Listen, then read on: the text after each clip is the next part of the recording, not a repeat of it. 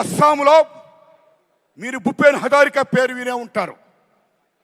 గొప్ప సింగర్, గొప్ప musician, peoples గేయకారుడైన.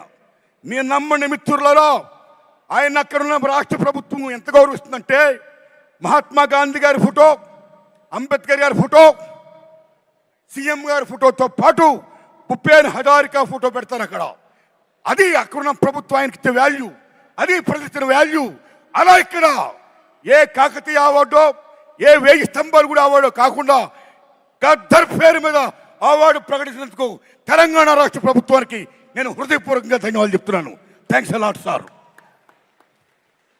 My friends, ఇక నాకు కాంతారావు గారు అవార్డు ఇచ్చారు. ఉమ్మడి మద్రాసు రాష్ట్రంలో చెన్నై రాజధానిగా ఉన్నప్పుడు కోస్తాంధ్ర రాయలసీమ దగ్గర ఉండడం వల్ల చాలామంది అక్కడున్న కళాకారులు పాఠాపులకు వచ్చారు. తెలంగాణ దూరం ఉండడం వల్ల అంతగా రాలేదు. కానీ కొద్దిమంది వచ్చారు. అందులో నెంబర్ 1 కాంతారావు గారు, ఓ ప్రభాకర్ రెడ్డి గారు, ఓ త్యాగరాజు గారు. Like that. What is Kantharao గారు? ఎన్టీఆర్ ఏఎన్ఆర్ తర్వాత 3వ హీరో.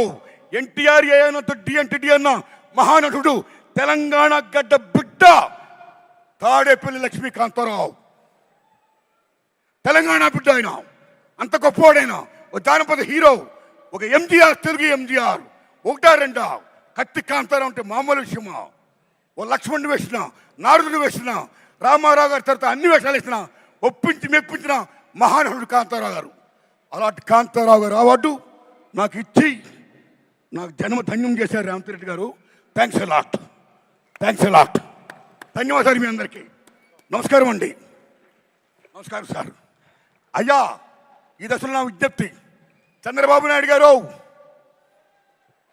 మీకు దండం పెడుతున్నాం. చాలా పెద్దవారు మీరు. ఇక్కడ రేవంత్ రెడ్డి గారు దూసుకెళ్ళిపోతున్నాడు. ఫిల్మ్ ఇండస్ట్రీని మొత్తం డెవలప్ చేసుకుంటూ, నంది అవార్డుని ప్రకటించుకుంటూ, గద్దర్ పేరిట ఆంధ్రప్రదేశ్లో కూడా ఆంధ్ర రాష్ట్ర ప్రభుత్వ ఉనికిని, తెలుగు చలనచిత్ర పరిశ్రమ ఉనికిని గుర్తించి గౌరవించి మీరు కూడా దయించి నంది అవార్డ్స్ ఇవ్వండి సార్. ఇండస్ట్రీని ఎంకరేజ్ చేయండి సార్. మీ దండం పెడతాం సార్. థ్యాంక్స్ అండి. Thank you sir. Thank you so much Narayana Murthy garu. Next special award Raghupathi Venkaiah award. Yes.